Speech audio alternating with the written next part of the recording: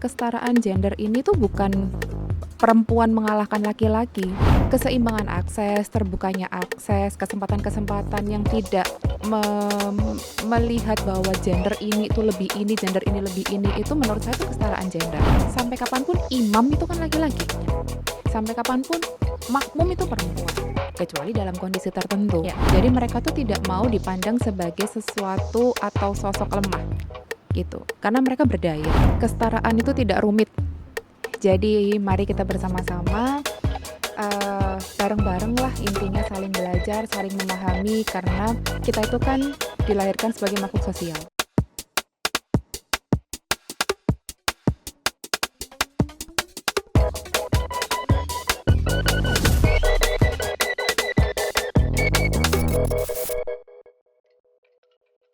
Hai sedulur Kompas TV, mudah-mudahan hari ini kabarnya baik, sehat, dan penuh keberkahan. Amin. Senang sekali saya bisa kembali menyapa, tentunya dalam program podcast saja, podcast Sapa Jawa Timur, di mana hari ini hadir satu sosok yang saya yakin Anda sudah tidak asing dengan beliau, karena ini sosok yang boleh dikata istimewa.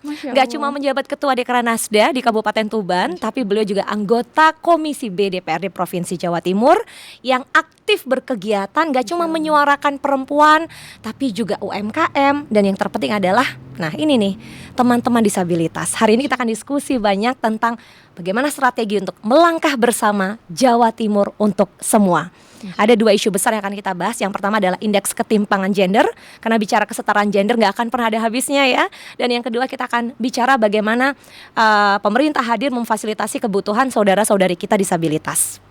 Aulia Hani Mustikasari SEMM. Assalamualaikum warahmatullahi wabarakatuh. Waalaikumsalam warahmatullahi wabarakatuh. Sehat Put? Alhamdulillah. Dan aku selalu bahagia bertemu karena dapat contekan fashion design batik kekinian. Aku juga bahagia bertemu karena selalu melihat keceriaan, kebahagiaan, Masya Allah. Jadi alhamdulillah kita saling ini ya, dapat support satu sama lain ya. Dan satu hal loh, anggota legislatif perempuan. Padahal ini periode pertama DPRD Provinsi Jawa Timur. Menjadi perempuan, menjadi anggota legislatif. Merasa ada perlakuan yang berbeda nggak yang dirasakan ketika menyampaikan aspirasi rakyat? Dimana boleh dibilang mayoritas rekan-rekan kerja, kolega adalah laki-laki. Alhamdulillah kalau saya secara pribadi jangan sampai, tapi enggak. Sejauh ini pengalaman 1 tahun pertama ini? Alhamdulillah enggak. Nyaman? Alhamdulillah. Baik-baik saja. Alhamdulillah. Jadi kalau di fraksi sendiri saya ini udah kayak adik. Adiknya banyak orang. Iya, seorang perempuan yang dijaga, Masya Allah. Saya bersyukur sekali di fraksi saya, di Golkar terutama, semenjaga itu. Terutama kalau kita lagi kunjungan keluar. Betul. Juga Masya Allah, kayak kita tuh tidak ditinggal sendiri gitu. Tuh terima kasih juga. Teman-teman sekomisi juga ternyata Masya Allah. Jadi kalau kasarannya kita tuh belum nyampe di rumah itu kayak sudah nyampe apa belum? Ditanyain. Iya. Sampai kayak gitu. Iya. Padahal komisi kan isinya anggota dari berbagai fraksi ya, nggak cuma dari Golkar aja. Alhamdulillah. Seperti itu. Alhamdulillah. Mau laki-laki perempuan? Ya, enggak ini. Artinya iya. Artinya betul-betul dirangkul secara profesional, di mana betul-betul supportnya itu terasa. Iya. Walaupun hitungannya mohon maaf nih anggota legislatif pemula, ya kan? Iya. Periode pertama, dan boleh dibilang tidak pernah merasa diperlakukan sebagai popok bawang. Enggak. Karena kita ingat zaman dulu kalau main anak baru kan dibilang popok bawang. Enggak. Jadi kita juga diberi kesempatan untuk mengaspirasikan ide-ide atau pikiran-pikiran kita tanpa dipotong-potong. Didengar hingga tuntas. Wah, itu tuntas. Luar biasa sih. Nggih, matur nuwun saestu. Itu culture yang bagus. Tapi sebelum kesana, sebelum kita bicara topik, ada satu hal menarik yang aku baru tahu, padahal kita udah kenal cukup lama ya Hani. Kopi hitam pahit. Perempuan itu identik kalau minum kopi ya ada susu atau kopinya manis. Ini kudonya kopi hitam pahit. Bener gak ini informasi yang aku dengar dari detektif aku?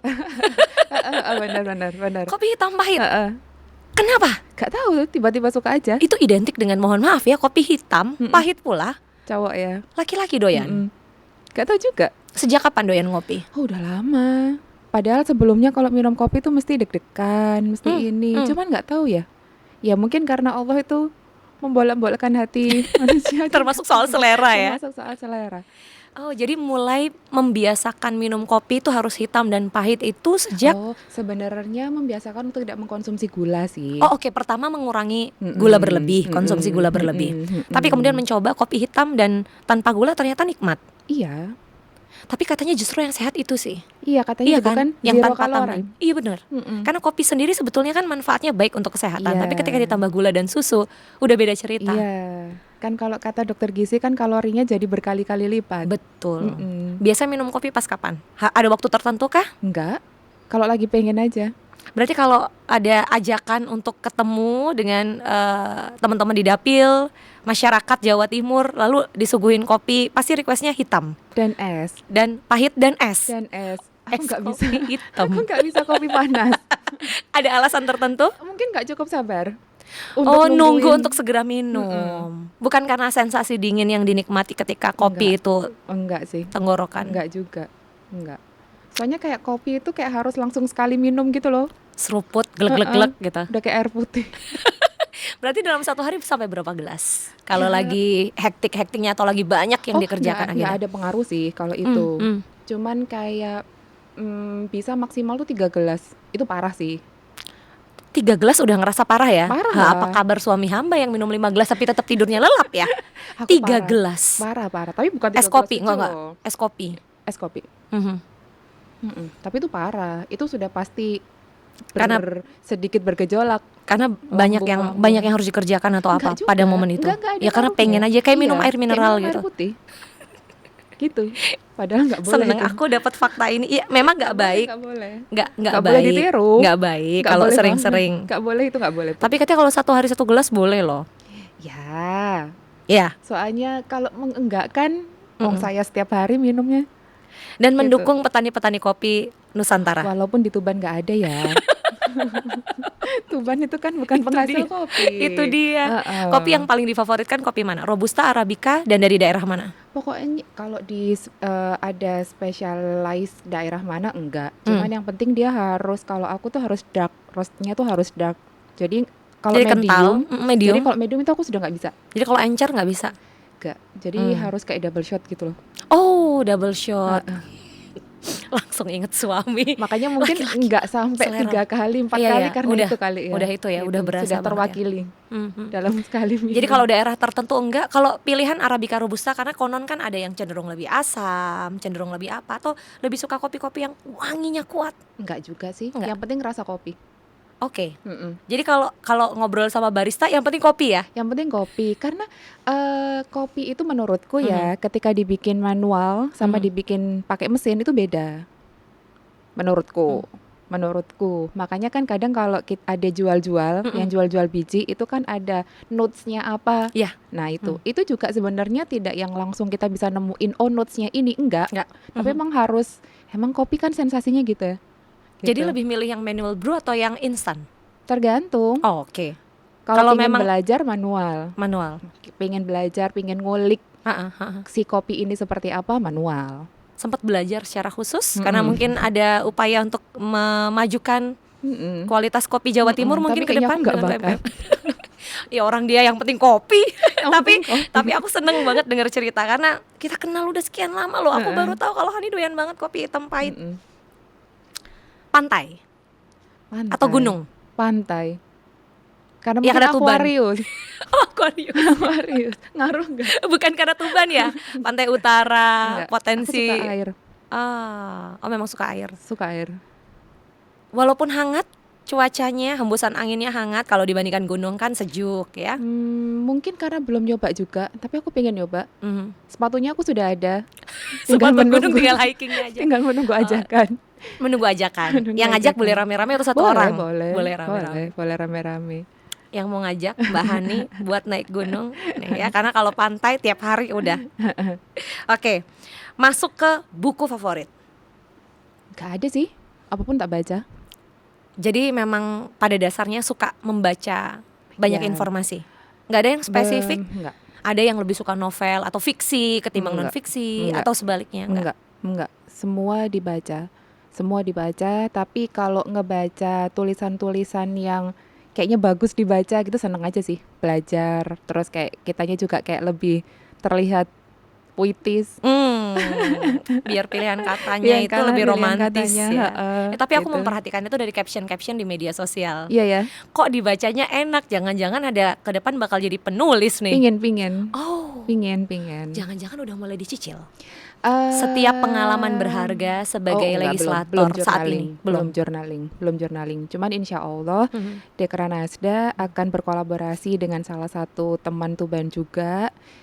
Insya Yang Allah memang kita seorang mau, penulis. nggih. Nggih? Insya Allah kita mau bikin buku. Kolaborasi. Buku tentang Rencananya karena beliau backgroundnya juga mungkin akademisi, jadi kita tetap dalam sebuah karya itu ada pertanggungjawaban ilmunya. Cuman karena saya juga melihat tidak semua orang suka membaca buku, ya, apalagi yang teoritis banget. betul, ada yang memang suka lihat visual. Dan sembari juga memberikan ruang atau alternatif kepada teman-teman ekonomi kreatif di subsektor sinema atau di subsektor foto. Itu nanti mungkin ada Kolaborasi di situ ya. ada buku, kayak ada satu paket, jadi buku A dan buku B gitu yang akan kita launching bersamaan. Semoga ini gitu. Kemarin terakhir sudah ngobrolnya ke arah situ. Oke, ini dalam proses menuju ke penulisan. Kemarin sudah ngobrol secara konsep, terus nanti mungkin akan ada riset pastinya, akan ada beberapa data yang harus dikolek pastinya, sumber-sumber atau narasumber yang harus dikumpulin juga gitu. Ya semoga sih nggak lama. Mau usul. Jadi nanti ada sisi marketing strateginya atau bahkan mungkin digital marketing, best practice dari teman-teman UMKM Tuban. Jadi itu bisa jadi pelajaran berharga dan bermakna buat teman-teman UMKM daerah lain. Kan ini akan jadi legacy ya. Jadi nggak sekedar kesuksesan UMKM Tuban dan Dekranasda Tuban aja, tapi menginspirasi banyak pelaku usaha, khususnya usaha mikro dan kecil. Semoga. Jadi rencananya mau mengangkat tentang pengrajin, Oh, perempuan, muda, dan ekraf. Kita mau coba jadikan satu. nyambung sama tema kita hari ini, melangkah bersama Jawa Timur untuk semua. Masya Allah. Oke, sip. Berarti, nah sebelum ke tema sedikit lagi, adakah pengaruh sebelum dan setelah menjadi anggota legislatif terkait selera baca buku? Jadi kalau dulu sebelum bergabung dengan Komisi B, baca bukunya luas sekali, tapi sekarang spesifik ke isu-isu yang memang menjadi bidang yang dikulik dan diawasi oleh Komisi B. Kalau berubah otomatis, cuman kalau semisal ini akhirnya menjadi sesuatu sendiri enggak, karena kita kan namanya manusia tuh tetap harus belajar. Dan saya tahu kalau kemampuan dan ilmu saya memang masih jauh, apalagi di Komisi B itu kan kompleks ya Put, nggak cuman perkara ekonomi saja, tapi ada kehutanan, ada apa yang mana bagi seorang Ruang baru bagi seorang Iya, Hani. kan terbiasa dengan IPS Ya, bahasanya, sosial. terus kita ulang lagi ilmu-ilmu IPA kita itu, jadi kan memang tetap harus dipelajari. Betul-betul belajar ya. Tapi senang karena bisa belajar dari teman-teman di Seru, DPR Jawa Timur yang seru memang banget. mereka punya pengalaman Seru di situ, banget. ahli, dan Seru. ketemu dengan teman-teman akademisi. Seru banget. Ternyata memang Indonesia, Jawa Timur ini, kita ini nggak cuma berbicara tentang pariwisata aja, tapi juga bagaimana ekosistem, bagaimana lingkungan-lingkungan ini yang kita ini harus bertanggung jawab melestarikan. Betul. Karena ini kan bukan hanya dinikmati sekarang saja, tapi Betul. kita kan harus bertanggung jawab. Ini semua harus ada untuk anak cucu kita. Sustainability untuk generasi penerus, nggak cuma bicara hari ini tapi juga besok dan masa depan. Bukan pekerjaan mudah ya, dan memang harus dikerjakan bareng-bareng, bukan cuma oleh satu orang atau satu instansi, tapi semua pihak terlibat. Oke, karena memang temanya sudah melangkah bersama Jawa Timur untuk semua, berarti ada hal-hal yang secara spesifik nih. Kali ini aku pengen ngobrol banget sama Hani dengan kesibukan Hani, rutinitas Hani sebagai seorang anggota legislatif perempuan di usia muda yang juga punya memegang amanah sebagai ketua Dekranasda di Kabupaten Tuban.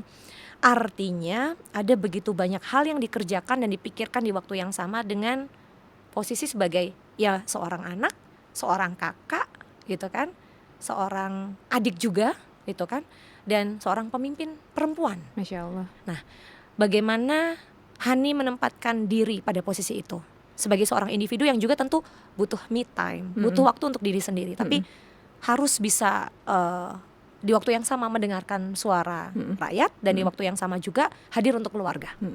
Makanya karena bersama-sama mungkin ya Put, Hmm. karena kolaborasi ini. Jadi semua ini alhamdulillahnya saya juga bertemu dengan banyak orang yang mau mensupport, punya visi misi yang sama. Itu meringankan gitu. Kalau Putri ngendikan me time, Mm-mm. ya alhamdulillahnya kok saya ini diparingi Allah rezeki sekaligus bisa me time. Jadi contoh apalagi saya di Komisi B, pariwisata, kebudayaan semua. Jadi kita itu bisa, justru saya bisa banyak tahu potensi pariwisata di Jawa Timur tuh ketika saya di Komisi B ini. Oh. Ya, Dan Trenggalek ternyata ada sangat ini ada nikmat ini. sekali Ya alhamdulillah itu kayak mempelajari itu. bonus gitu loh Aha. Put. Bahasanya kan kita bisa keliling gratis ngoten, sekaligus belajar, terus kita juga bisa mendengar dan membuat jauhnya adalah kebijakan-kebijakan yang bisa mendukung potensi-potensi kearifan lokal yang ada di Jawa Timur gitu. Ada satu fun fact nih yang mungkin belum banyak orang tahu. Mbak Hani sampai dengan hari ini mau sesibuk apapun, sebisa mungkin masih kemana-mana menyetir sendiri. Mumpung masih bisa. Mumpung masih bisa. Gitu. Ada tipe perempuan yang lebih nyaman istirahat di perjalanan. Mungkin saya termasuk tipe itu ya. Nah. Tapi Mbak Hani, seorang Hani memilih untuk, apakah momen perjalanan itu juga momen yang reflektif sambil, karena kan mohon maaf nih ya kalau yang saya rasakan ya, kalau lagi ada yang nyetirin pasti akan sibuk dengan pesan-pesan yang masuk dan menjawab, merespon itu ya, belum lagi cek media sosial. Sementara kalau lagi bawa kendaraan sendiri, saya melihat sekitar. Apakah memang ada satu hal yang memang itu yang dicari? Pertama, saya tuh nggak mau orang itu nunggu sih Put. Maksudnya kalau misal ada yang nyetirin, Ya. terus misal kayak ada teman-teman yang ngebantu nyetirin itu kan Membuat orang beliau, lain iya, beliau menunggu itu kan menunggu kita gitu. berkegiatan. Yang nggak tahu kapan selesainya gitu. Itu satu sebenarnya. Alasan pertama itu, nggak mau Iya. ngerepotin orang lain. Iya, sebenarnya. Walaupun saya juga ngerepotin Mbak Tika kemana-mana ya. Dia mah kalau Mbak Tika temen main, temen berkegiatan judulnya. Iya, jadi dia tuh kayak sudah adik, sudah ya Temen diskusi. iya, pokoknya tidak terdeskripsikan lah dia itu. Kalau misal dibilang Kartika Sariwulan itu apa, nggak ngerti sudah apa. Sudah segala sesuatunya ya. Iya, tapi alhamdulillah. Iya. Alhamdulillah juga punya teman yang perempuan, jadi Iya. juga lebih fleksibel. Dari Terus sisi waktu. dulu juga mungkin dengan menyetir pertama kita tuh lebih aware nggak sih Put? Aware sama jalan, kita Ya. lebih gampang hafal juga sama jalan. Betul. Itu juga Dan mungkin itu ya. melatih sih pola pikir. Oke, ketika menghadapi situasi macet misalnya, Mm-mm. secara regulasi emosi juga kita Mm-mm. jadi belajar loh. Mm-mm. Ya kan? Mm-mm. Ketimbang segala sesuatunya serba dibantu, disiapkan dan instan tersedia di hadapan kita. Menyetir itu buat aku pribadi melatih fokus dan kesabaran. Mm-mm. Belum kalau apalagi di Jakarta, waktu saya nemenin ibu, Ke Jakarta Allahu pun masih Akbar. nyetir. Pernah. Oh, Cuman pernah. memang harus istirahat ya Put. Ya, Saya betul. masih kayak belum sekuat itu Karena ketika itu harus perjalanan dari panjang walaupun Mm-mm. lewat tol loh ya. Tapi Paling pernah tidak aku nyetir. minimal 10 jam. Luar biasa. Gitu. Salut. Apakah itu bentuk emansipasi perempuan versi Aulia Hani Mustikasari? Mungkin karena sama almarhum bapak juga ya bagaimanapun Salah satu bentuk juga, didikan. iya gitu. Sebisa mungkin kalau bisa mengerjakan sendiri tidak perlu bergantung pada orang lain. Bukan karena kita perempuan, bukan karena kita laki-laki. Mm-mm. Oh, wow. Lagi-lagi parenting ya. Oke, sip. Lanjut berarti.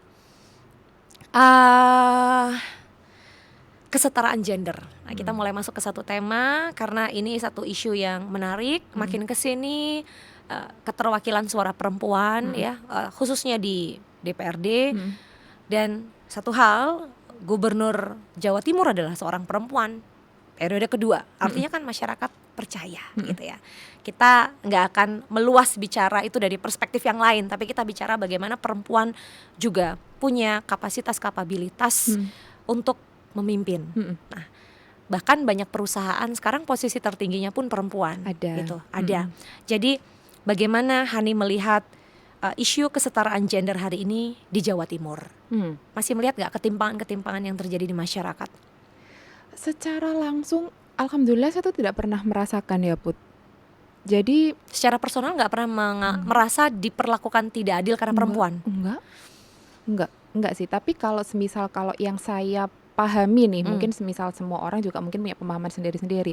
Tapi kalau saya tuh melihat kesetaraan gender ini tuh bukan perempuan mengalahkan laki-laki, menurutku gitu. Jadi memang di sini itu kan perempuan tuh punya kekurangan kelebihan, begitu juga sebaliknya laki-laki pun seperti itu gitu. Dan menurut saya perempuan dengan keluar biasaan itu tidak bisa mengalahkan perannya laki-laki juga menurutku. Karena masing-masing punya proporsi yang berbeda ya. Iya, Hmm. jadi kalau menurut saya jangan disalahartikan. Menurut saya, Hmm. Jadi kesetaraan gender ini menurut saya itu keseimbangan akses, terbukanya akses, kesempatan-kesempatan yang tidak melihat bahwa gender ini itu lebih ini, gender ini lebih ini, itu menurut saya itu kesetaraan gender. Tapi kita juga sebagai perempuan itu juga harus memahami bahwa memang ada beberapa hal dari perannya laki-laki itu tidak bisa kita Bisa gantikan. tidak akan tergantikan. Mm-mm. Termasuk beberapa peran perempuan yang tidak mungkin tergantikan oleh laki-laki. Kalau saya, contoh sederhananya, sampai kapanpun imam itu kan laki-laki. Ya. Sampai kapanpun makmum itu perempuan, kecuali dalam kondisi tertentu. Ya. Gitu.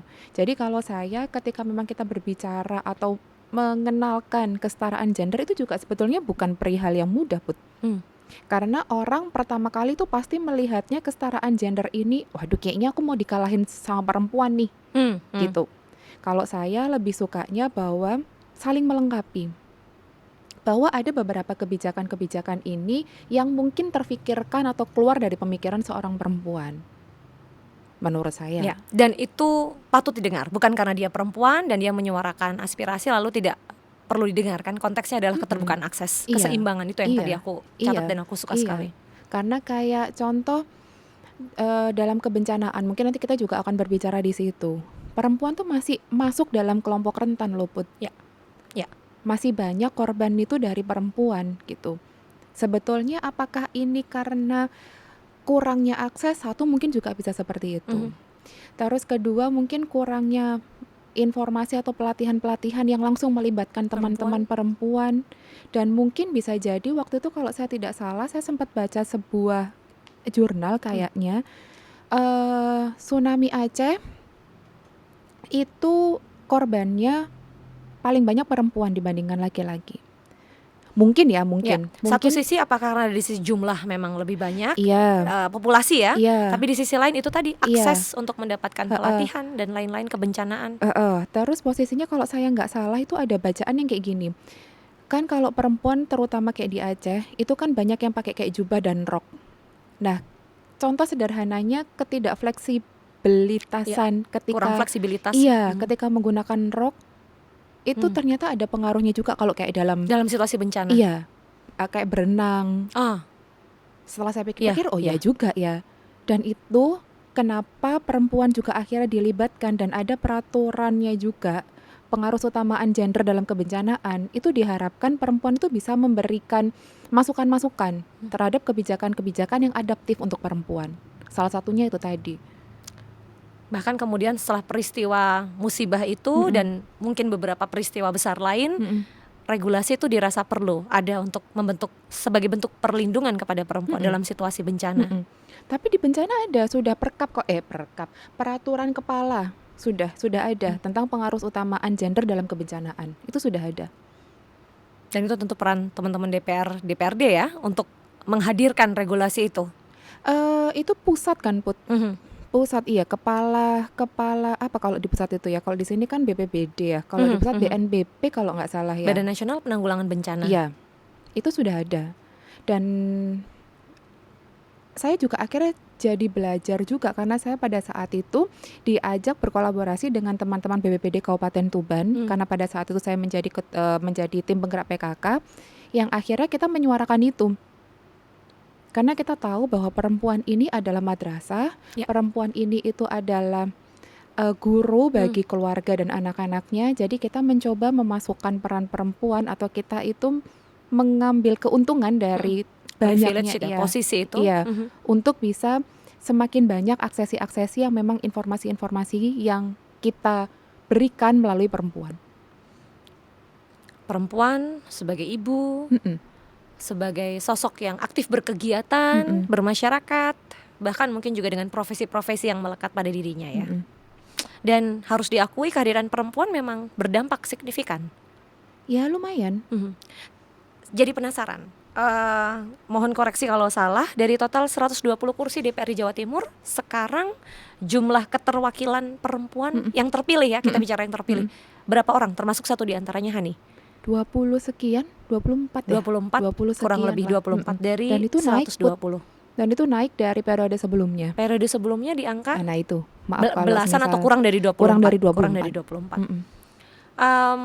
Artinya itu kabar gembira karena kan kalau kita bicara pada saat pemilihan ya awal pencalonan begitu kan memang ada ketentuan harus Betul, 30%. Mekanismenya bagaimana sih Hani dari sisi partai untuk kemudian Hani boleh cerita ya dari sisi Golkar karena kan Hani dari fraksi Partai Golkar.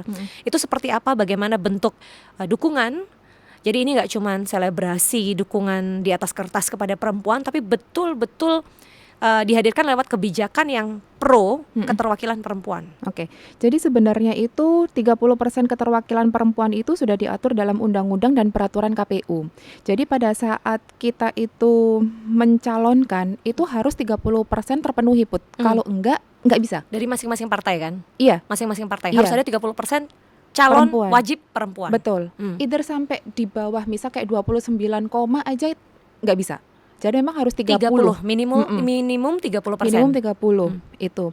Nah, terus alhamdulillahnya kalau di Golkar sendiri yang pada saat itu saya tahu ini tidak hanya sebatas syarat, tapi kita juga diberi kesempatan dalam peletakan di nomor urut. Pemeringkatannya, posisinya. Iya. Seperti apa kalau di Golkar? Contoh kayak ibu saya aja. Ibu saya tuh nomor DPR 1. RI ya? Ibu saya tuh nomor 1. Oh, ditempatkan di posisi Ditempatkan 1. di nomor 1. Dalam surat suara itu? Iya, dalam proses dalam pemilihan proses, itu. Iya, itu. Saya pun nomor 1. Bukan karena akses atau relasi politik? Pasti ada pertimbangan-pertimbangan. Salah Pasti, satunya? Pasti. Menurut saya semua partai akan berhitung lah. Iya. Tidak mungkin tidak berhitung dalam peletakan-peletakan elektabilitas posisi. ya salah satunya ya. Iya, pasti. Tapi kan itu juga bisa menjadi pembuktian bahwa kita tidak di nomor sekian kan gitu. Dilihat juga, ya menurut saya tuh kayak profesional gitu loh, Put. Dinilai memang kayak tadi Putri ngendikan elektabilitas. Berarti kan memang dilihat juga dari kecukupan atau bobotnya seorang figur ini, tokoh ini gitu. Tidak dipandang dia karena perempuan, walaupun dia sudah sekuat apa elektoralnya, ditaruh nomor sekian kan Tidak. gitu. Dan Jadi, itu bagus sih menurut keterbukaan saya. itu ya, artinya begini, kalau memang ada satu daerah yang anggota legislatifnya dari Partai Golkar dianggap mohon maaf nih secara elektabilitas ternyata Mampu. belum tepat di posisi nomor 1 pun tidak akan di nomor 1. Tapi kalau tepat tidak akan digeser dari posisi nomor 1. Walaupun perempuan. Itu bentuk kesetaraan yang diberikan. Wow. Iya. Dan saya mengapresiasi dengan kebijakan itu tuh bagus sekali. Jadi kasarannya mendukung kita sebagai perempuan itu semakin optimis bahwa memang kita bukan nomor kesekian, tapi kita dinilai secara profesional untuk bisa membesarkan lah bahasanya. Membesarkan partai ini maksud saya bagaimanapun juga kan politik itu butuh citra pasti ya gitu, dan citra yang positif ya. Iya. Jadi bukan tentang laki-laki atau perempuan, tapi apabila memang kualitas ya Put, secara kualitas tepat, maka tidak akan dipertimbangkan ulang untuk ada di posisi tertinggi. Iya. Wow. Sepengetahuan Hani itu juga berlaku di partai lain atau tidak? Saya nggak tahu. Tapi di Golkar demikian ya ketentuannya. Karena itu kan juga bahasanya kan saya orang baru, Put. Ya. Tapi saya diparingi kepercayaan untuk bisa dijadikan nomor 1 itu kan luar biasa menurut saya. Bagi saya secara pribadi ya. Gitu. Kalau saya di partai lain aku nggak tahu. Belum tahu ya. Oke, nanti keliru. Akan berbeda ya. Betul. Ini jadi pertanyaan personal aja. Tapi artinya yang Hani lihat hari ini perempuan sudah mendapat porsi yang sesuai di banyak sektor. Bertumbuh iya. Banyak sekali kebijakan-kebijakan yang kita juga dukung lah atas itu. Ada beberapa contoh kayak sekarang perda-perda juga sudah mulai disesuaikan. Kita kan di DPRD provinsi juga sedang melakukan evaluasi dan ini sudah masuk juga di paripurna. Jadi ada raperda tentang perlindungan perempuan kalau saya nggak salah. Perlindungan perempuan dan anak atau hanya Iya, perlindungan perlindungan perempuan? perempuan dan anak, dan juga ada Isu disabilitas iya, pun? Raperda revisi dari Perda nomor 3 tahun 2013 tentang perlindungan dan pelayanan bagi penyandang disabilitas. Apa yang direvisi dari regulasi sebelumnya yang menjadi concern beberapa Oke, poin? kalau yang disabilitas sendiri agar lebih adaptif dengan kebutuhan perkembangan. Contoh mungkin tentang lapangan Ya, pekerjaan atau beberapa perlindungan-perlindungan sosial. karena kalau akses dari sisi fasilitas dan lain-lain sudah ada ketentuannya ya Ya, saat ini ya. perlindungannya kan banyak, Put. Mm-mm. Jadi mulai dari kebijakan pusat dan kebijakan provinsi itu banyak. Kalau yang di perempuan sendiri ada Undang-Undang Tindak Pidana Kekerasan Seksual, itu sudah lama tahun 2022. Ada Undang-Undang Penghapusan Kekerasan dalam Rumah Tangga, itu sudah 2004. Lalu ada beberapa peraturan terkait dengan pekerja perempuan dalam Undang-Undang Ketenagakerjaan. Itu kan membuktikan bahwa memang perempuan ini tidak hanya dilindungi tapi diberikan akses, menurut saya ya. Ya. Gitu. Sepakat. Pengalaman pribadi sejauh yang Hani rasakan ketika menyuarakan, kita mulai bicara soal kesetaraan gender sekaligus disabilitas. Apa-apa yang sangat berkesan khususnya setahun terakhir ini ya sebagai anggota DPRD Provinsi Jawa Timur saat bertemu dengan masyarakat? Kalau dari sisi perempuannya, pertama itu sejujurnya saya berterima kasih kepada semua teman-teman yang melibatkan kami dan melihat kami dari sisi perempuan ya, Put. Sisi perempuan ini bukan hanya dilihat sebagai tadi bonus bahwa memang perempuan itu banyak ada di negara ini, bukan negara, di dunia Di dunia ini ini gitu. bahkan. Bukan hanya itu, tapi kita juga mulai dilihat kita punya kemampuan dan kapasitas Ya. untuk bisa melakukan atau bisa menyuarakan hal yang sama gitu. Itu satu. Terus kalau di teman-teman disabilitas, Masya Allah sih, Put, bagaimana saya juga mendengar, saya juga berinteraksi, saya juga belajar banyak. Dan dari mereka saya juga tahu akhirnya kebijakan-kebijakan apa yang memang harus dibenahi, terus sarana prasarana apa yang memang juga harus disediakan gitu. Sebenarnya ini gini, teman-teman itu intinya sama seperti pengaruh utamaan gender sebetulnya. Jadi mereka tuh tidak mau dipandang sebagai sesuatu atau sosok lemah gitu, karena mereka berdaya. Kita punya sama kita ini posisinya, walaupun dengan kekurangan Kondisi dan yang kelebihan. spesial itu ya, Betul, kebutuhan betul, yang spesial. Betul. Jadi mereka itu tolong jangan kasihani aku. Itu mindset yang luar biasa. Tidak yang diperlakukan berbeda, tapi itu tadi akses fasilitas. Ya memang dukungan-dukungan prasarana itu kan memang harus disiapkan. Karena kita aja, contoh kita ya, Put, kita kan butuh trotoar untuk jalan, untuk pejalan kaki gitu. Kalau itu tidak tersedia, bagaimana kita yang dalam keseharian butuh trotoar bisa nyaman, apalagi teman-teman penyandang disabilitas. Gitu. Itu yang diperjuangkan. Iya. Salah satunya iya. Terus kita mulai kayak gini. Terkadang memang ya namanya kita ini kan tidak tahu 100%. Itu kenapa kita butuh ngobrol. Ya. Kan seperti itu. Mendengar langsung dari yang memiliki kebutuhan itu. Iya. Kan ada beberapa teknis-teknis yang memang harus dipertimbangkan. Contoh kayak yang guide block ya. Iya. Itu kan tidak asal membuat gitu.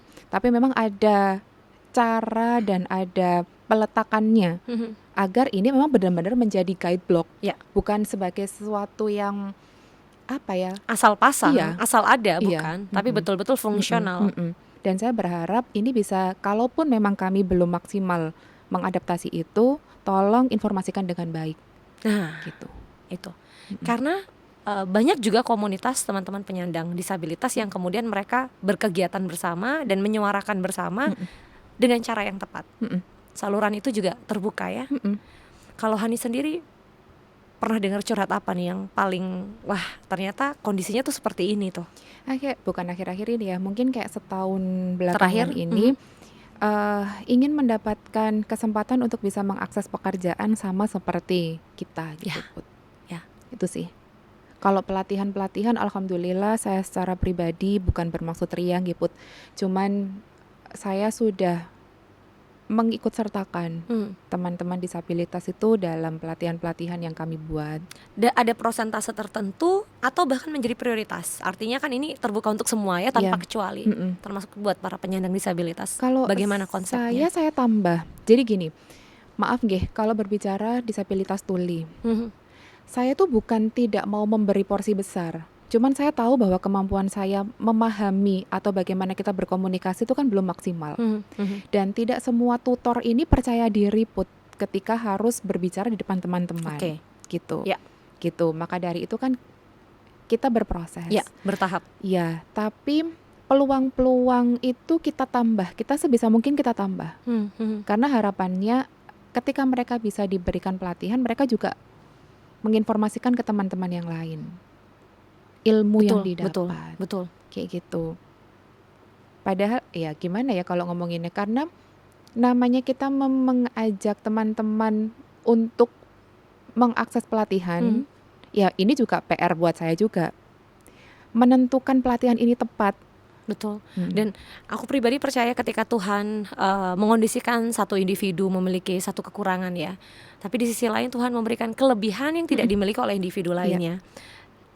Sebagai contoh tadi disabilitas tuli, kalau bicara mungkin situasinya bisa jadi tidak bisa mendengar parsial atau tidak bisa mendengar secara total, tapi kekuatan mungkin secara visual. Nah itu hal-hal yang lapangan kerja tersedia kok untuk mereka gitu. Jadi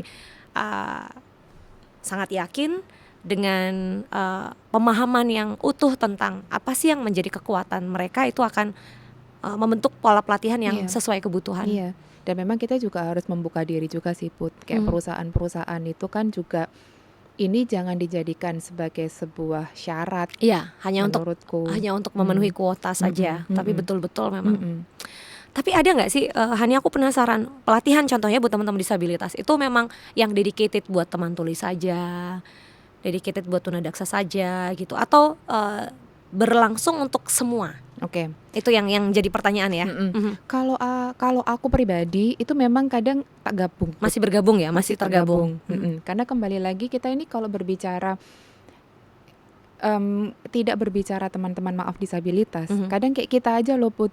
Saya belum tentu suka ngikutin pelatihan yang ini, atau saya ternyata menerima ini sebagai satu ilmu baru ya kayak gitu, yang akhirnya bisa adaptif dan menjadi peluang misal. Betul. Nggak semua gitu.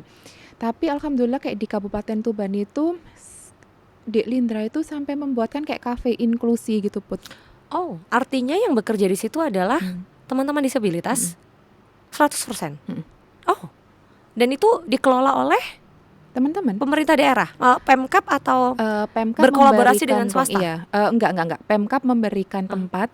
Jadi semua teman-temannya itu yang mengelola usahanya mereka. Itu setelah mengikuti pelatihan atau bagaimana? Sehingga orang-orang yang seperti terlibat, itu. ada orang-orang yang memang tepat ya? Memang dilatih. Namanya kan kayak tadi tuh ada coffee shopnya. Itu kan memang harus dilatih juga kan Put. Kayak kita membuat kopi, membuat apa kan pasti ada.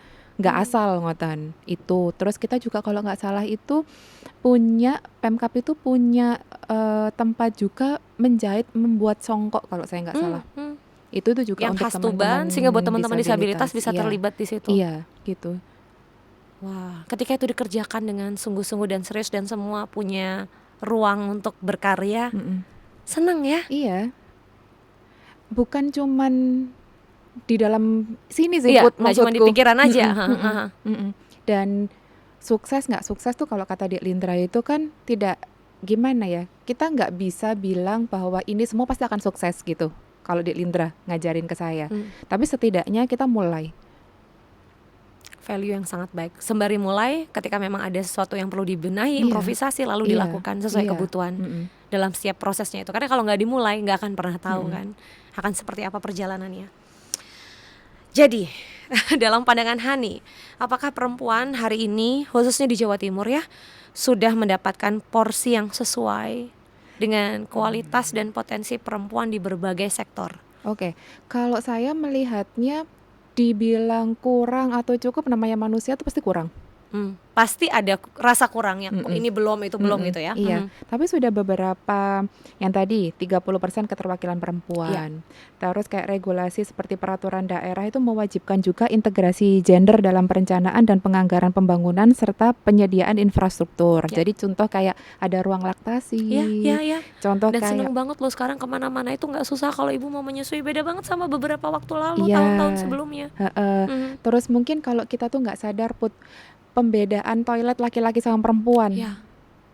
mungkin semua orang berpikir ya sudah wajar gitu kan, wajar dan itu sudah dari dulu. Tapi ternyata Padahal itu bukti bahwa itu juga kehadiran. iya, dan itu kan memberikan bentuk perlindungan Ya. gitu, menurut saya Iya, ya sepakat. gitu. Makanya setelah saya baca-baca, oh iya ya, dulu saya berpikirnya pembuatan toilet ini ya sudah, Ya toilet aja gitu. Toilet, Apalagi toilet zaman kita aja. sekolah kan, Mm-mm. keluar masuk udah. Iya. Ternyata memang ada ruang-ruang yang kita butuh privasi. Mm-mm. Perempuan butuh privasi. Mm-mm. Bahkan Mm-mm. laki-laki pun butuh privasi. Mm-mm. Lalu Terus kayak tadi Putri juga ngendikan kayak gubernur kita iya, ini juga perempuan.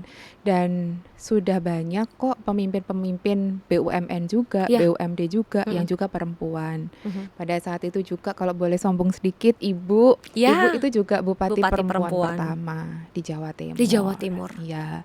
Jadi berarti kan ini juga bisa membuktikan bahwa semua ini itu tidak dilihat dari perspektif hanya gender saja. Tapi memang ketika kualitas, ketika kemampuan itu hadir dan masyarakat trust, masyarakat ini ya sudah. Jadi memang ya komitmen, kinerja, profesionalisme yang dihadirkan ya sesuai dengan profesi itu bisa. Iya. Dan itu tidak terbatas pada jenis kelamin atau Iya. gender. Oke. Kalau Hani pernah nggak membayangkan ada profesi tuh yang memang, ini contoh ya, bidan memang menurut saya identik sekali dengan perempuan ya, karena itu kan kenyamanan ya. Yang dihadapi adalah pasien perempuan dalam situasi yang sensitif karena mungkin hamil, kemudian bersalin, menyusui gitu. Tapi di sisi lain ada nggak profesi yang menurut Hani itu kalau perempuan yang ngerjain bagus banget loh ketimbang laki-laki? Kembali lagi kalau saya tuh sukanya melihat semua itu punya plus minusnya. Tapi Putri sadar nggak sih kayak guru PAUD? Iya. Banyak kan perempuan. Iya, padahal laki-laki bisa jadi guru PAUD. Tapi kalau Ada kok, perempuan beda ya. Ada di Tuban. Iya, Walaupun guru memang PAUD nggak laki-laki. banyak. Iya, ada. iya. Itu. Ya kemarin pas acara banyak juga guru-guru Iya kan? RA yang laki-laki. Iya, kayak gitu. Masya Jadi Allah. sebenarnya mungkin menurut saya ini tuh bukan dilihat dari emang dikerjakan perempuan itu lebih, tapi memang kan kita mungkin punya kelebihan. Contoh kayak kenapa pengrajin kita juga banyak perempuan, karena Iya. mungkin lebih sabar, lebih Telaten, seperti teliti. itu gitu. Jadi kalau saya tuh selalu melihatnya itu tidak mau mengkotak-kotakkan, oh ini karena dikerjakan perempuan itu begini, enggak. Terhadap sebuah pekerjaan ya, gitu. Sip. Jadi selagi posisi itu memang memungkinkan dilakukan oleh perempuan, kenapa perempuan tidak diberi ruang? Tapi kalau memang laki-laki, ya kenapa tidak? Jadi semua punya akses. Menarik. Adakah sektor yang menurut Hani masih belum optimal dari sisi kesetaraan gender dan disabilitas? Nah itu tadi. Jadi kan kita pasti kan menurut saya kita tuh bertumbuh ya Put. Melihat seberapa gimana ya posisinya itu semua sektor. Contoh kayak yang makanan minuman banyak yang perempuan. Kalau semisal saya tuh selalu melihatnya bukan mana yang tidak maksimal, tapi bagaimana kita ini bisa memberi ruang, bisa memberi akses kebijakan-kebijakan yang mendukung, regulasi-regulasi yang mendukung untuk ini tadi memaksimalkan lah bahasanya. Fokusnya pada dengan posisi Hani hari ini ya, kebijakan yang mendukung. Kalau aku gitu. Sip. Sepakat. Dari sisi regulasi tadi Hani sampaikan sudah banyak sekali yang memberikan perlindungan kepada perempuan. Tapi apakah itu cukup? Kalau saya salah satu buktinya kenapa kita juga merevisi perda. Ya, gitu. Oke. Ada sisi kebutuhan untuk adaptif Iya. dengan perkembangan teknologi, Iya. perubahan zaman. Iya. Dan terhadap bentuk perlindungan kan Put. Mungkin maaf kalau dulu tidak semasif sekarang bullying di media. Cyberbullying. Yes. Ya. Itu mungkin kan kenapa peraturan-peraturan atau kebijakan-kebijakan kita itu memang harus disesuaikan dan perlu dievaluasi. Karena kan perkembangan itu pasti terus ada. kalau mungkin kalau dulu kita tidak sesensitif itu, atau mungkin kita dulu tuh nggak ngeh kalau itu mungkin bullying. Ya, contoh catcalling pada zamannya kita anggap oh itu bercanda. Tapi sering berjalannya waktu itu pelecehan verbal gitu kan. Terus sekarang kita makin sensitif nggak sih Put sebagai individu? Karena awareness ya, dengan akses informasi tanpa batas media sosial, media informasi digital, kayak yang dulu sesuatu yang itu hal yang biasa, tapi ternyata itu knowledge baru yang tidak semestinya dilakukan atau sebaiknya dilakukan. Gitu. Makanya memang kebijakan-kebijakan, program-program pun harus menyesuaikan. Ya. Karena program yang mungkin kita bikin untuk tahun ini Hmm. belum tentu loh tahun depan ini. Masih relevan. Mm-mm. Ya. Gitu. Nah, bicara sarana prasarana secara spesifik fasilitas umum, boleh Hani cerita di Tuban sendiri sudah sejauh mana sarana prasarana itu diperjuangkan? Kalau akses jalan utama atau protokol kan umum ya, tapi bagaimana dengan jalan-jalan yang memang ya kan kita bicara prioritas. Saya tahu dari sisi anggaran, bagaimanapun mana yang sering dilewati pejalan kaki tentu berbeda dengan jalur yang jarang dilewati pejalan kaki. Tapi artinya sejauh Hani mengamati Tuban hari ini tuh sudah sesuai nggak sih memenuhi kebutuhan sarana prasarana untuk para penyandang disabilitas dan berkaitan dengan isu kesetaraan gender? Oke. Kembali lagi Put, kalau saya satu tidak pernah mau menilai ini sudah cukup fit. Gitu. Ya, selalu ada ruang untuk diperbaiki, Iya. ditingkatkan Iya, dan bertumbuh. iya. Terus juga contoh sederhana juga kayak parkir khusus disabilitas. Ya, Kayak gitu. termasuk parkir khusus perempuan Oke, juga. oke. Terus habis itu kalau kayak masuk di gor, itu kan ada pintu-pintu yang biar bisa teman-teman yang menggunakan kursi roda itu bisa masuk kayak gitu. Itu sudah mulai mungkin kayak saya gara-gara di Lindra itu kenal dan ketemu dengan Mbak Vira. Jadi Mbak Vira itu Mbak Vira adalah salah satu, sekarang sudah sampai di nasional sih Ya, Put. ya. Jadi beliau adalah teman disabilitas penyandang cerebral palsy. Asal Tuban. Asal Tuban, Oke. S3 kalau saya nggak salah. Jadi beliau luar biasa sekali, sudah semandiri itu, beliau keliling Indonesia. Wow.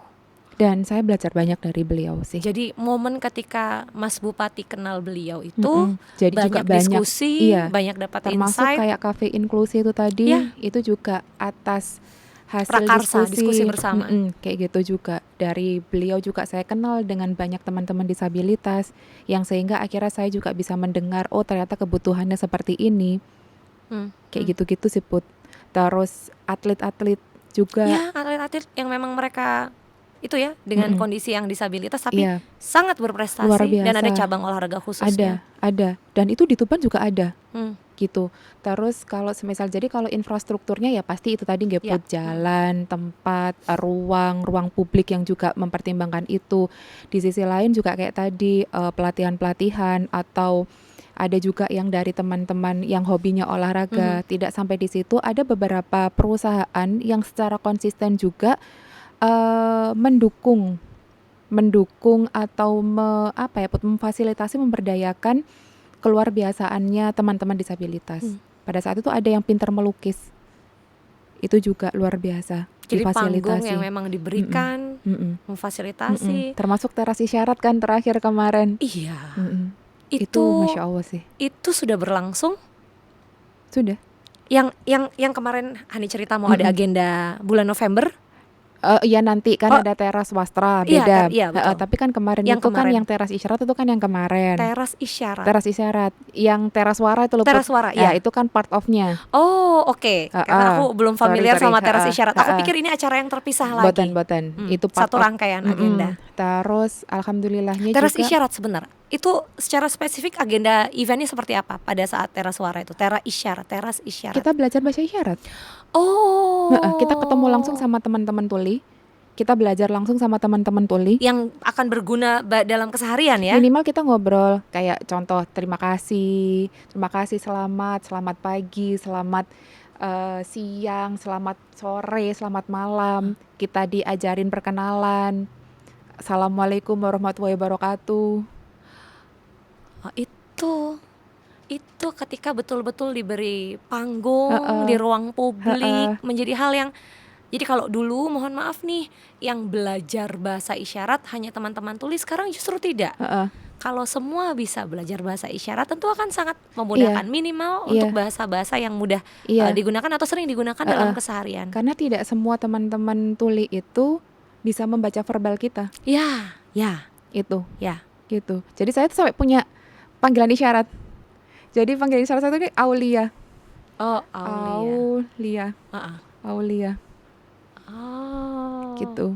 Itu dibuat sama teman-teman tuli di sana. Aduh, aku dengernya Dan itu ada artinya, tapi saya nggak perlu ngasih tahu artinya apa. Ada maknanya. Iya, nanti aku ria. Karena itu bentuk cinta ya dari teman-teman Tuli. Ketika agenda acara itu berlangsung, lalu nama itu didedikasikan sebelum lama, itu. Udah lama. Oh, Udah lama. dibisikin nanti selesai podcast apa itu artinya? Boleh. Pasti Enggak kan sih, berkaitan, enggak sih, enggak, pasti kan enggak akan sih. berkaitan Jadi dengan gini tuh doa. mimpi.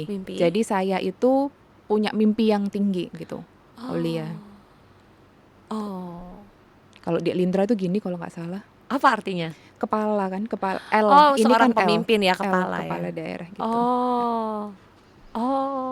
Jadi saya belajar alfabet A sampai Z. Saya belajar kayak Tuban itu isyaratnya gini, Surabaya begini, Tuban bagaimana Tuban? gini. Kan kuda. Oh, gini. Oh, ada dua tangan ya. Mm-mm, kuda. Jawa, Surabaya? Surabaya. Oh, Surabaya. Surabaya. Tugu. Tugu. Oh, Tugu. Tugu pahlawan. Oh, oke, Tugu Pahlawan. Tugu pahlawan gitu. Jawa Timur ada nggak? Ada tapi aku nggak tahu. Oke, nggak apa-apa, nanti kita lihat. Tahu cuma Tahu aku tapi lupa. belum hafal. Malang. Apa nih kalau gini? Apa coba? Tebak. Apa coba? Apa? Malang.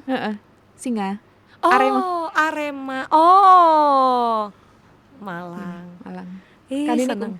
Tiga. Oh. Jadi saya diajarin perkenalan juga. Dan itu kan saya disepakati diajarin- bahasa isyarat yang disepakati untuk penyebutan-penyebutan. Jadi kan Karena ada kalau dua. misalnya menyebut M, gimana? Oh, M, oke. Aku lupa udah Jadi, lama.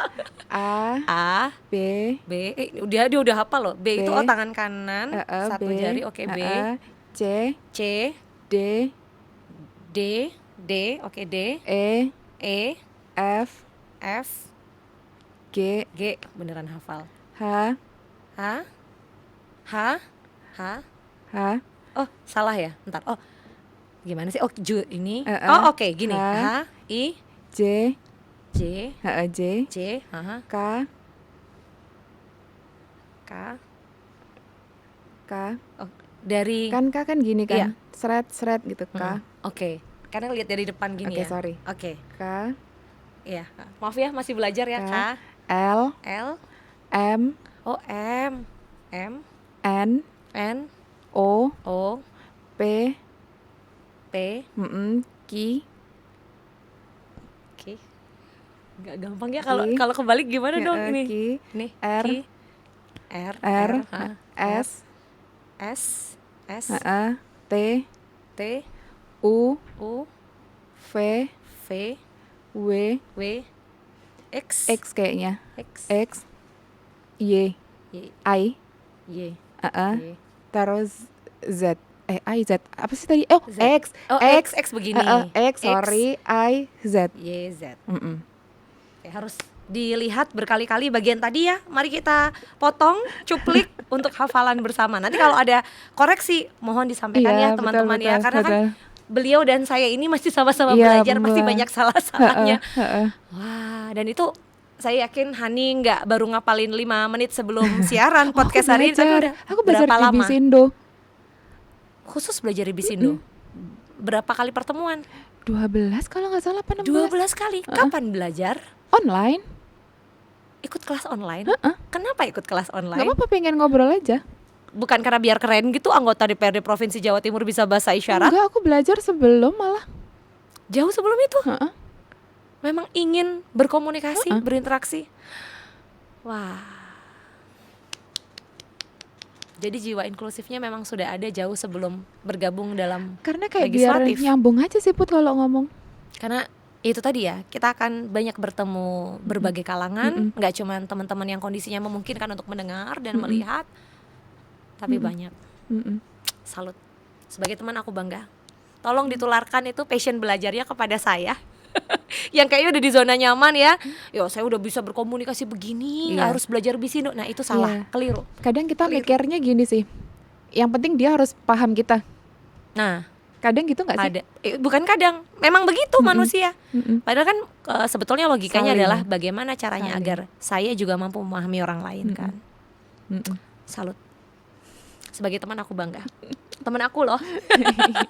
Aku juga bangga punya teman Putri. Kita teman saling aku. bangga ya. Semoga sedulur Kompas TV juga bangga melihat tayangan ini ya. Jadi bisa belajar bareng. Oke, pertanyaan terakhir deh.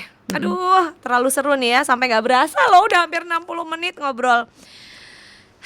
komitmen yang ingin diwujudkan DPRD Jawa Timur untuk bisa mempercepat inklusi dan terus berpihak pada kesetaraan gender. Sebetulnya DPRD Provinsi Jawa Timur itu menurut ya kalau semisal sekali lagi dibilang apakah ini sudah 100% menurut saya juga masih jauh. Ya. Tapi setidaknya melalui kayak sektor pendidikan, bagaimana kita atau teman-teman di DPR Provinsi Jawa Timur itu juga mendukung kebijakan-kebijakan yang inklusi, SLB diperkuat, infrastruktur di SLB juga dipertimbangkan dan diperkuat, pelatihan-pelatihan kepada guru juga diperkuat. Itu kan salah satu bentuk dukungan yang menurut saya dukungan konkret yang memang diberikan bukan hanya di DPRD, malah pun pemerintah juga memfasilitasi itu. Itu satu. Terus kalau dari sisi UMKM atau perekonomian, saya secara pribadi juga melibatkan teman-teman disabilitas. Kalau teman-teman perempuan mungkin Putri juga udah nggak usah tanya ya. Itu seperti itu. Jadi saya juga mohon maaf kalau dengan keterbatasan saya juga belum maksimal memberikan akses ini. Tapi kami mencoba.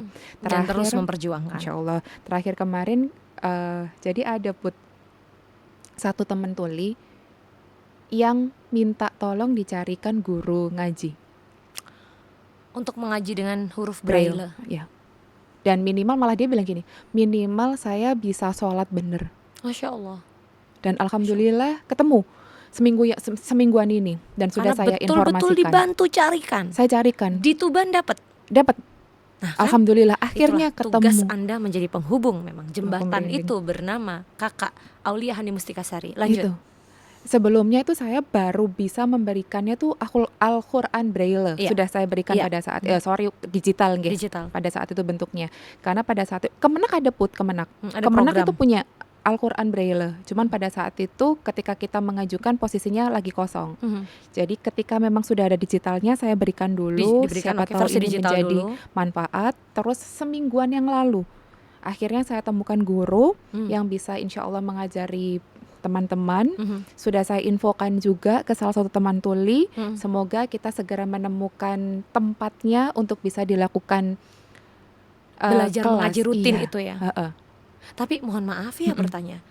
Terus gimana konsep untuk hak yang diterima oleh pengajar ini? Dicarikan dari mana anggarannya? Aduh, kalau aku mah nggak pusing Put, nanti ketemu aja. Di mana ada soalnya niat kalau baik kita tujuan nunggu, baik. Iya, itu nggak maksudnya. Itu yang maksudku. bikin saya bertanya-tanya karena kan tidak semua gampang setelah lah mempertemukan, itu kalau nggak, menurut tidak aku. semua setelah mempertemukan, kemudian memungkinkan untuk follow up, memberikan ruang dan menjadwalkan. Itu kan butuh sustainability lagi-lagi ya, komitmen jangka panjang. Jadi, nah itu tadi ya, ada aja ya, ada aja supportnya. Iya, sampai satu ditanya, Mbak tempatnya di mana? Kalau saya memberikan ruang teman-teman mencari dulu karena kan harus kenyamanan. Betul. Tapi kalau saya ditanya sampai akhirnya mereka nggak nemu, nah barulah kemudian akan masuk untuk banyak support. banget Put, PKK bisa dipakai, Iya. musola masjid Langgar bisa Betul. dipakai. Gak ada alasan ya. Nggak ada alasan nggak bisa menurutku. Emang kitanya aja mau apa enggak Iya betul. gitu. Karena waktu kita terbatas, aduh pengen ngobrol lebih panjang lagi, tapi insya Allah di lain kesempatan. Hani, tema kita hari ini adalah melangkah bersama Jawa Timur untuk semua. Bagaimana Hani memaknai kalimat ini, melangkah bersama Jawa Timur untuk semua, sebagai pesan cinta untuk sedulur Kompas TV yang sampai detik ini masih setia menyimak diskusi kita. Monggo. Sederhana aja sih Put, kesetaraan itu tidak rumit. Jadi mari kita bersama-sama bareng-bareng lah, intinya saling belajar, saling memahami, karena kita itu kan dilahirkan sebagai makhluk sosial. Jadi kita tidak bisa melakukan ini sendiri. Jadi mari kita sekali lagi sama-sama ngobrol, memberi masukan-masukan yang baik. Untuk apa? Untuk kesetaraan. Karena kesetaraan itu nggak rumit dan bisa diperjuangkan bersama apabila yang diperjuangkan adalah kepentingan bersama. Aulia Hani Mustikasari, SEMM, Ketua Dekranasda Kabupaten Tuban, anggota Komisi B DPRD Provinsi Jawa Timur dari fraksi Partai Golkar. Terima kasih waktunya hari ini, semoga jadi berkah manfaat. Gak cuma untuk Tuban tapi juga untuk Jawa Timur ya, gak cuma untuk DPRD Jawa Timur tapi juga untuk Indonesia.